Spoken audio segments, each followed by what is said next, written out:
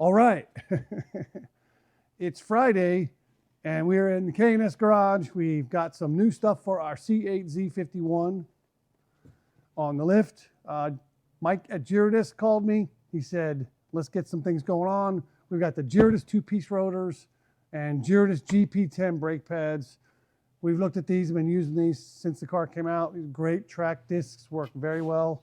So let's have a quick look at them, show you what you get for your $1. These things are fantastic out of the box. It's almost a shame that they have to go in a car because brakes never end up looking good permanently. That's just a hostile environment for that.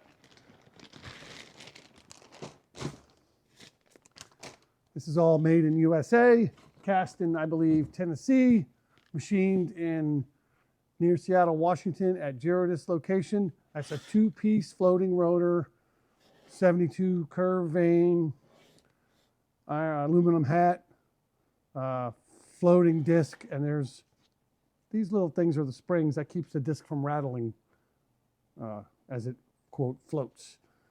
So let's have a look. That's a nice looking piece.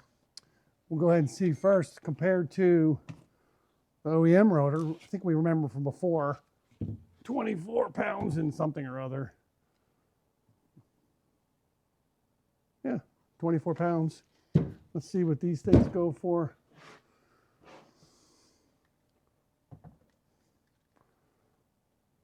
So removing the center hat, or changing it to aluminum, excuse me, that's a little over 20 pounds, so about 4 pounds per disc. That's pretty good. We can see that also it's a curved vane design. These are angled. They're kind of not really curved, but are angled. But you can see the cheek thickness is pretty similar. So you're keeping all the weight where it's important, saving it maybe where it's not. And that's a good thing. So, and these have been holding up very well, by the way. We are not cracking these through at all. So we're going to put those on the car. Now onto the brake pads. This is our GP10 compound. That's a rear, so we'll look at that in a minute. Here's the front. Now the Corvette has a brake pad shape that's shared with other cars.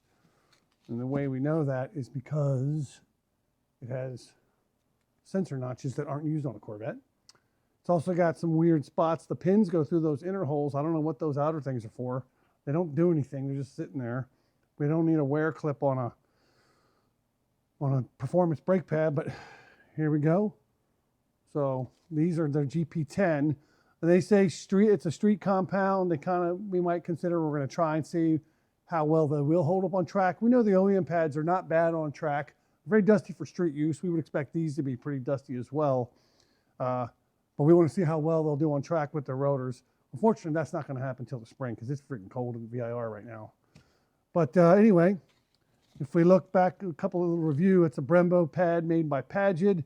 And that GF, that's the friction code. That means at low temperatures, pretty aggressive. It tails off a bit on the top end. There's 2 letters there, G and F. Those are grade. We're not going to see that on the Girodisc pad. They don't do it that way. But this is a very good performance pad made in Japan for Girodisc.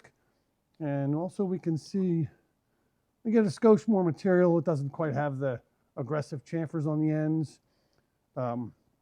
Primarily, we hope this works well on the street, isn't insanely dusty, hopefully doesn't squeal, and then we'll hold up to some, mid-level track use, or even pretty hard. We'll find out, and then we'll go from there. Anyway, we'll get this all in the car and do some driving and check back in once that's done.